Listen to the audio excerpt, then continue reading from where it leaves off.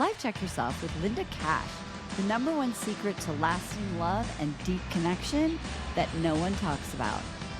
Wow, we're having a marathon of amazing guests on this show. And this is a continuation. If you are binging, get ready. If you're in a relationship, if you have a family, I think that means most of you will love this episode with Linda K. Cash. She's a LMFT, licensed marriage and family therapist. She's been doing this for 16 years, 10 years of experience with her private practice. And she's worked with individuals and couples and families, and she helps them gain insight and understanding around the old dysfunctional life patterns. And she helps clients overcome challenges with managing their spiritual, mental, emotional, physical, and financial well-being. And we're going to talk about relationships today. I'm super excited to have you on the show. One of the things I know, and I just went right to your book because I think this is just interesting. When I was only doing dating coaching, I would always talk, Linda, about deal breakers and non-negotiables, and I know that people come to me and they have this list that's like a mile long, and I've been married for 16 years on my second go here. And I'm so curious, in your book, Reintroduce Yourself, using the 3 relational deal breakers. Let's just start there. What are they? Okay, well, first of all, I want to say, Marty, thank you so much for having me today. My pleasure. Oh my gosh, of course. So the concept of the 3 relational deal breakers are 3 things that I think are most important in maintaining a healthy relationship. So I label the deal breakers based off of 3 areas that I realize that most people struggle with in their relationship if they're having some type of conflict.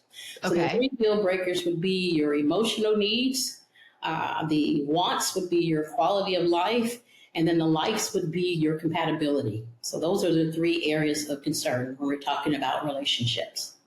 So when people think about compatibility, because I always think about this, like the butterflies and rainbows phase, where you're like, oh my God, you like pasta? I love pasta. Oh my God. Wait, your dad's 70? My dad's 70. How do we know, how do you define, Linda, like real compatibility and not just similarities? Well, it has to do with maybe one's own personal motivation for change. That's something you want to take in consideration, because when I'm talking about likes, I'm talking about exploring new likes as the relationship evolves. Not so much the commonalities that you have in the original introduction, but whether or not you're compatible when it comes to exploring new things, new interests in life after you've made a decision to participate in a relationship. And when you are in that phase, and you're discovering those things, because I have a lot of people that I talk to, especially when they're older, if they actually meet someone, they're just like, over the moon, because they've been in the dating desert. And what do you think about like that fine line between, are we settling, or is that just compromise? Or how do you know when this is just going to be an ongoing situation that's going to take energy and not add energy to your life long term? Well, one of the terms that I use quite a bit in therapy is the word toleration. Okay. Yes, that's what is very, very common in a lot of the relationships. It's a lot of toleration, and that typically leads to resentment. And then resentment usually leads to some type of sabotage. And that could look like maybe an emotional outburst, angry outburst, or maybe a change in the behavior, or maybe a withdrawal from the relationship in general, like an emotional withdrawal. So those are some of the sabotages. But the toleration has to do with not getting these 3 deal breaker needs met. And so that's really the whole concept of the book, is so that you can get a better understanding of what these needs are for yourself. So is it true, do you think, that most people, when they go into relationships, they don't have a clear idea of what it is they really need, and they're just looking for those, what someone said to me, the 3 6s, 6-pack, 6 figures, over 6 foot tall.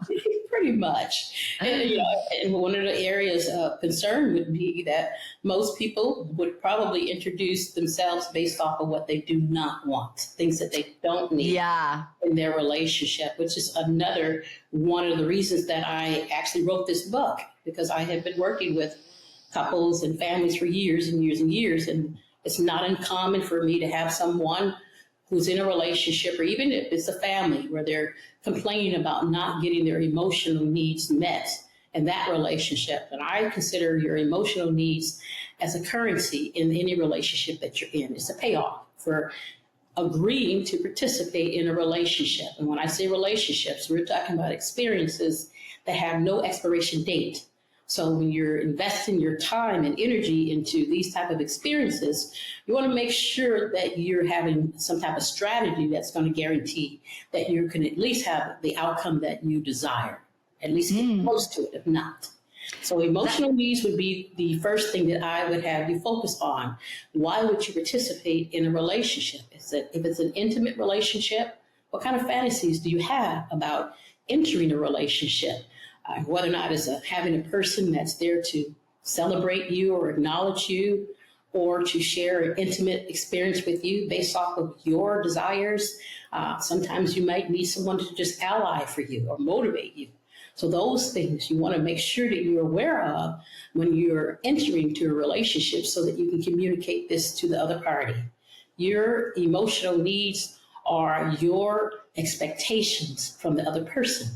And so when you're able to communicate what your expectation is, then the other person has an understanding of what their obligation in the relationship. So in order to have a healthy relationship, there needs to be an expectation and an obligation experience going on. And I love this, by the way, this is like so matter of fact. I'm just so digging it. So when do you have this conversation? Because I think people are so afraid. They're like, oh, I just, I don't want to be like I'm interviewing this person, and oh, I don't want to say too much because then they'll think I'm high maintenance, or whatever people's fears are. How and when do you have these kinds of conversations? Okay, well, it starts off with what type of a relationship you're talking about here. This book here is designed for a variety of target populations. It's for people who've never been in a relationship before. So if you're a teenager and you're wanting to explore relationships here, you want to get an understanding of what does it take to even establish a relationship.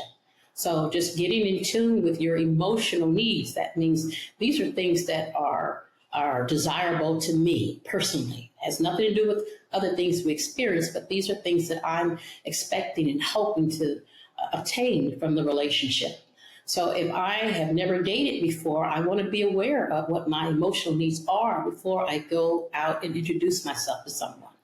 I want to kind of get an idea of what I would like to experience, whether or not I'm a person who's into self-care. Do I want somebody that is into physical fitness, or someone that's into music, or maybe traveling or cooking or things of that nature?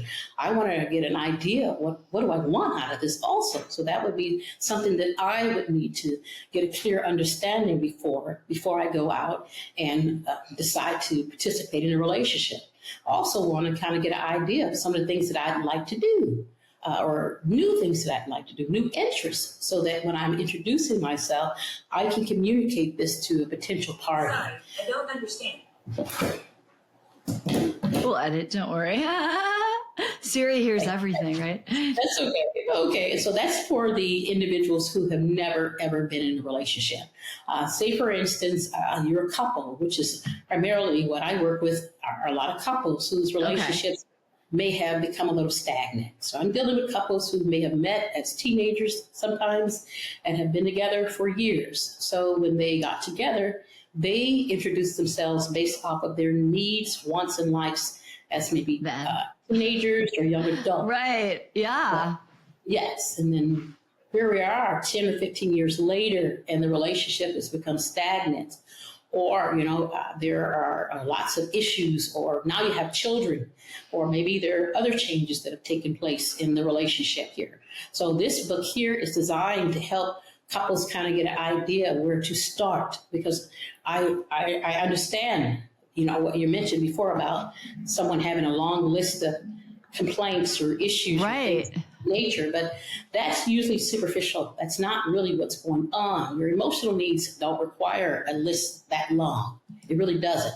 That list comes out of frustration and toleration, and not really knowing who you are. That's why the list is so long. So if you're a couple, I would have them go back and reintroduce themselves by having a conversation. It would be similar to just meeting each other. So you're giving yourself an opportunity to do what I call a reset. Okay. Yes. So do you think that has to be, it sounds like it has to be really intentional. Like you're getting together, you're having a conversation. You're like, we need to work on this. Like I need more. And I would imagine the busier people get and the more they get into, pursuing the common goals financially, career-wise, socially, that it gets real easy to just neglect the actual relationship. Exactly. That's the whole purpose of this, is to slow it down so that you're not running a mechanical relationship, which is what most people do. They've mastered the day-to-day experiences. In other words, you don't even have to really be fully conscious to get through the day. But I work with individuals who do not focus on any emotional needs. There's very little communication when it comes to addressing each other, when it comes to celebrating or acknowledging or allying. It's more of a working relationship, even with raising children. But that's not what they signed up for. And so that's what the ill feelings, the toleration, or the maybe just feeling as if there's just nothing there anymore, because there's no fuel. They need that fuel back. Yeah, and I can see this happening too, like when you're doing all of that mechanical stuff and then your kids leave, or something happens, you retire or whatever it is, and you're like, oh wait, who are you? Yeah, I totally could get that. What do you think is the biggest, if you were going to say what typically, I mean, I know you see so many people, but if you were going to say like, this is what men need to hear about how they're showing up, and this is what women need to hear about how they're showing up, like real and honest. Because I think it's so easy to point the finger, and be like, it's all him or it's all her. What do you see on the couch? Well, that's how they usually introduce themselves on the first session. So we have to really, really discard that type of exchange, the pointing of the fingers. We remove that from the situation. I have couples focus on customizing their lifestyles so that both parties are considered. And that way you're not focusing on no's or anything like that. You're focusing on yeses and how do we make these things happen. So the key is I just really, really want the couples to be comfortable with owning their own truth, being open and honest about what you need and what you want, those kind of things, so that you can have a much better chance of getting what you want. Men, they do talk about wanting allies. Sometimes they feel like they don't have any support, or there's nobody there acknowledging them sometimes, or celebrating them for the contributions that they're making in the home. So that's one of the big things that men have a tendency to stress. Now, that's their type of allying. But when it comes to the females or the women, their allying is more so when it comes to outside relationships, wanting to feel supported and protected in other circles, other social circles. Oh, interesting. Are big things. Being celebrated. The intimacy, that component would be more on both ends. Intimacy looks different for women than men. And when it comes to women, there's more of a time factor associated with the availability, the closeness, and things of that nature. Men, is more so the support, the encouragement, the allying. And not to say that they don't like the connectiveness either, but there are different ranges of intimacy for women and men. So the deal breakers, the first part is the emotional. That has to do with the couple in general. But the wants, that's the meat of the whole relationship. That's where the couples really, and the families too, have a time to think about, okay, how do we want to structure a life together? So this is the meat of the relationship here.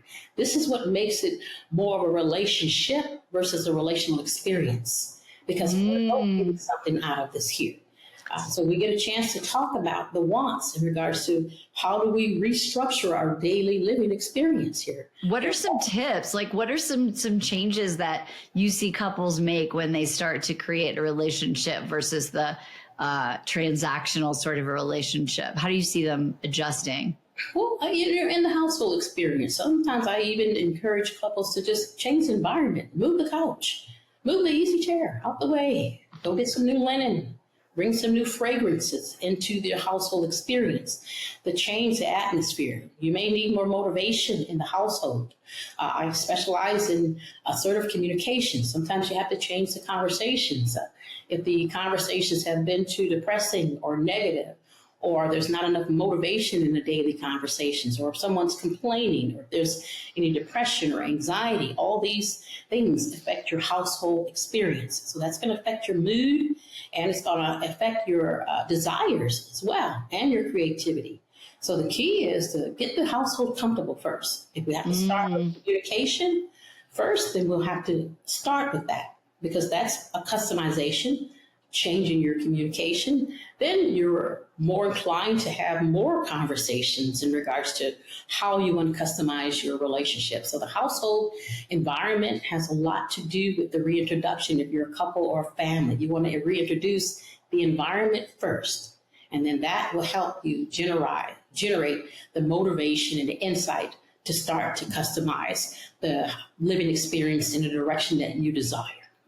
What do you think about, do you think that the phone is creating a disconnection? Because my husband and I, the other day, I was just laughing about this. Like, we were going to watch something on TV together, you know, we're like, okay, let's all cozy up. And we couldn't agree on something to watch. And so after like 15 minutes, we both just ended up like being on our phones, but being together. And I was like, that just defeated the whole thing, because we couldn't figure out like, what do you want to do? Like, what game do you want to play? I don't know, you know, like kids.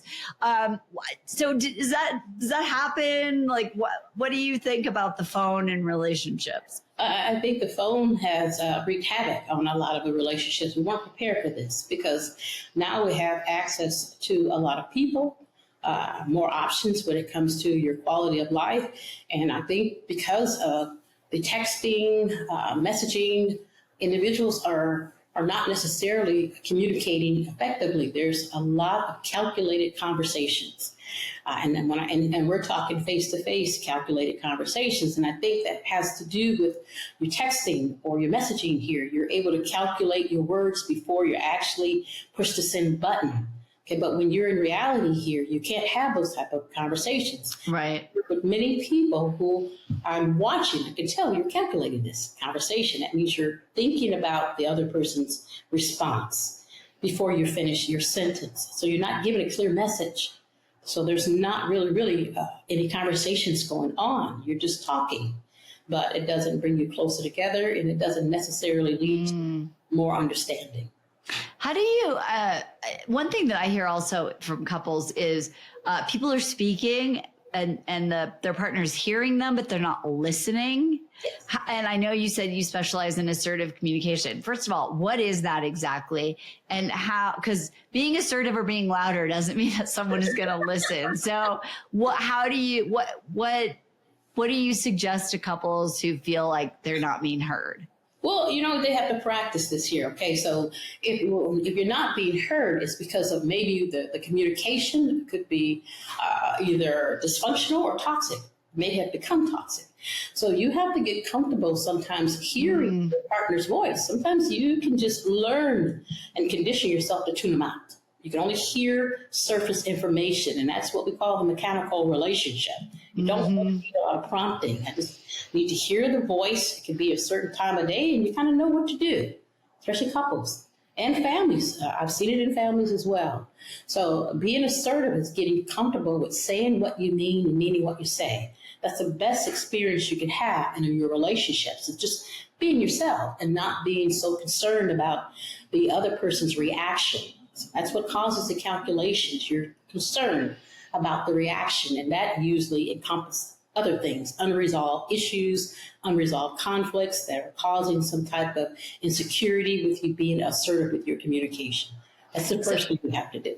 So it sounds like what I'm hearing from this is a lot of intention and deciding to really be rigorously honest when all of these patterns are coming up. Because I would guess that once someone's reading this book or working with you, they really are like opening up, like pulling the rug up and being like, oh, damn. Because I was just thinking, this is like a list of things that people just get into these habits about.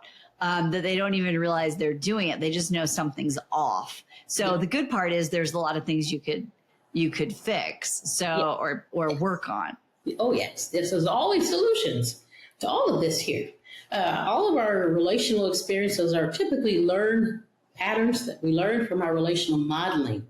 So you can always obtain other relational modeling experiences. Now we have a variety of ways that you can get this information. So what I encourage individuals to do in the beginning is to think about what are you doing? You know, you're investing into your future. You're investing into a relationship. So if you're in any type of relationship, whether or not it's the family, co-worker, your intimate partner, or just general friends, you want to protect your investment in the relationship. So that's where you want to start. If you're going to invest your time, your money, your energy, your insight, your talents, and that's what we typically invest in most of our relationships here. So if you start off wanting to protect your investment, the work is a lot easier. It makes sense to be more assertive in my communication, because if I'm not being assertive and I'm being calculated, or if I feel like I'm walking on eggshells in my relationships here, I'm not really investing in protecting my investment. If I'm calculating, I'm sabotaging it, because I'm not going to be able to obtain whatever goal or whatever the mission is. I'm really probably delaying it, or I'm really stopping it from happening altogether. So being assertive is really one of the ways that you protect your investment in your relationships. And is there ever a time where you say, like, we need to call it? Like, are there any, besides like obvious, like addiction or abuse or whatever it is, but like, when do you feel like, this person isn't really meeting me where I need them to be? They're not doing the work. Yes, and that's the whole purpose of us doing the relational interview and introducing our deal breakers, especially early on. Okay, so if I'm dating, we have quite a few people who are on profile pages or literally are able to meet individuals on social media. So they have a variety of potential partners to interview. Right. So instead of you going at it and just asking general questions that don't necessarily apply to what you need, want, or like, you're going to go into this knowing yourself, knowing what you want, what you would like to experience, all these things up front. And so that when you are introducing yourself, the other person is getting a better understanding of who you are, better understanding of what they're getting into. So it helps you eliminate getting involved with someone that you're already aware of that are not able to meet these needs. And I'll give you an example of some of the things that people just don't look. There's some obvious things that you have to be aware of, but even a person's work schedule, you have to take into consideration. Yeah.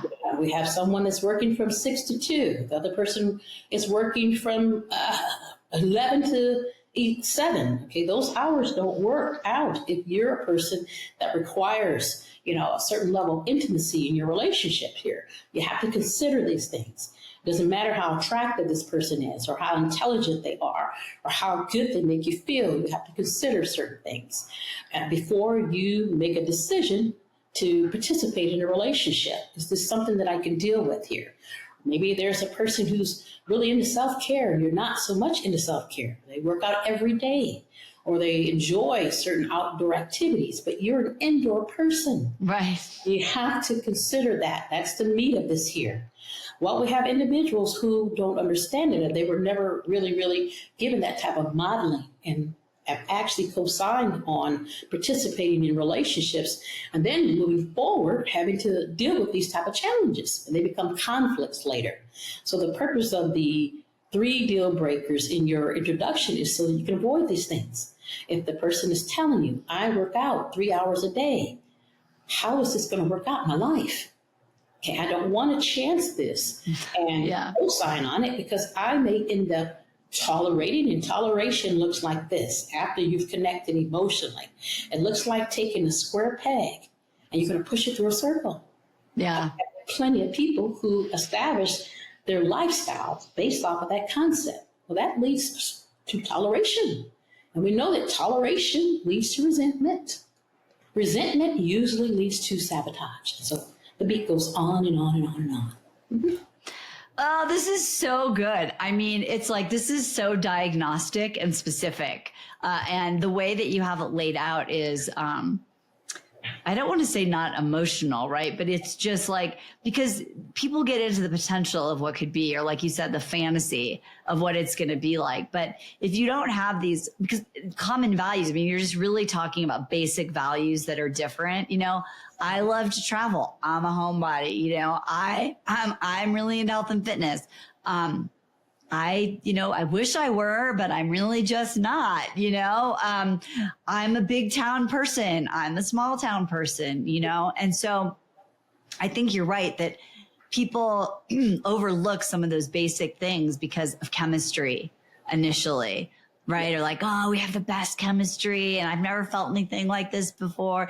Do you recommend, before someone moves in or gets married, that they go through this process just to like double check everything? Oh, yes, indeed.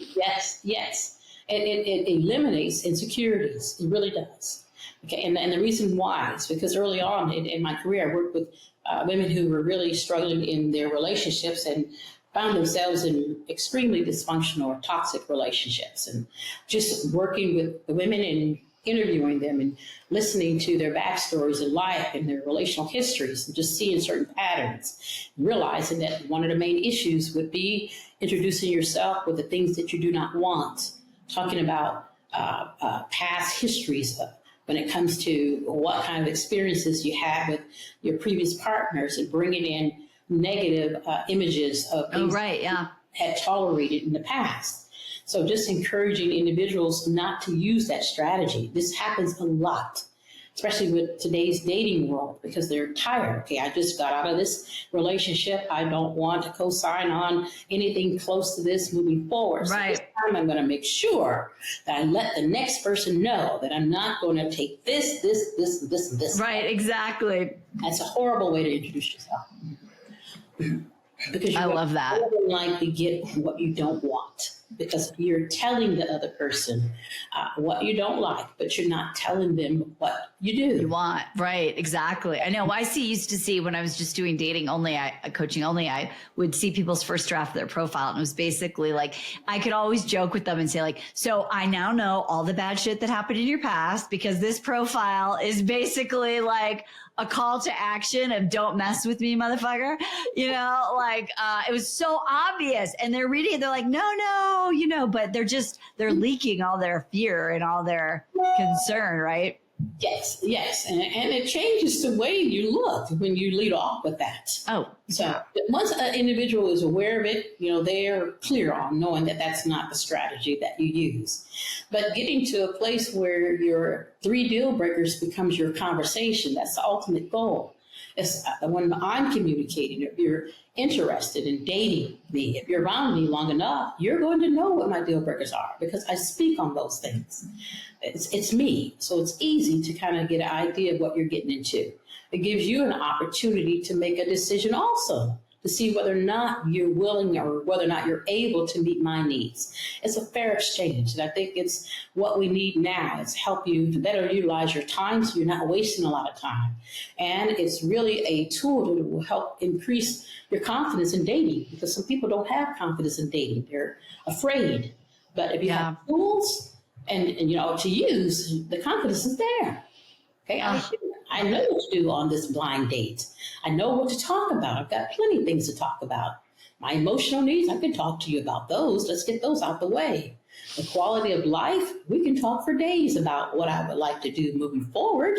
I need to hear you talk about what you would like to do moving forward, so I can see whether or not, this is something that I want to invest in. This is so great. Things in common. I can tell you what I like to do. These are my interests. What are yours? Do we have anything in common? So I can enjoy the dating experiences. Many dates I go on, I'm going to love them all because I'm prepared. Oh, this is so great. Ladies, and if any gents are listening, definitely get this book. I think we all need a reset. It's Linda Cash with a K, Linda K Cash with a C. And that's Linda with a Y, Lynda. Thank you. LYNDAKCASH.com/books. You definitely want to get this book. It's on Amazon. Reintroduce yourself using the 3 relational deal breakers. All the info you need is in the show notes. Linda, thank you so much for breaking it down. I love your methodology and you just make it so simple. And your terminology, we're all going to be talking about having relationships, not transactional. How did you say it? Relational experience, mechanical relationships. Yeah, I love that. So good. Thank you so much for being here. Ladies, oh my gosh, we talked about so many things. This is such a great episode. Go back and re-listen to it, make some notes, look at those deal breakers, really be honest with yourself. Are you even ready to date? And people are always asking me, Linda, I don't even know what to talk about on a date. Well, you want to talk about things that are important. You want to be efficient as a dater. I think this book is going to be a great tool. And if your relationship is feeling kind of meh, do something about it. Ultimately, whatever you do, it is your responsibility to always, and in always, life check yourself. We'll see you next time. Bye-bye for now. Hey, thanks for tuning in today. Listen, if you're feeling stuck, I want you to know you're not alone. And you don't have to settle for it. I've created a free quiz to help you pinpoint what's draining your energy and exactly how you can fix it. So head over to decodeyourdestinyquiz.com and take the 60-second quiz right now. That's decodeyourdestinyquiz.com. And if you're ready to dive deeper, you can book a free no-obligation consultation at marnibatista.com/private coaching. That's Marni, M-A-R-N-I, Batista, B-A-T-T-I-S, as in Sam, T-A.com/private coaching, all one word. Let's take the first step to creating a life you love on your terms. I'm Marni, and I'll see you next time.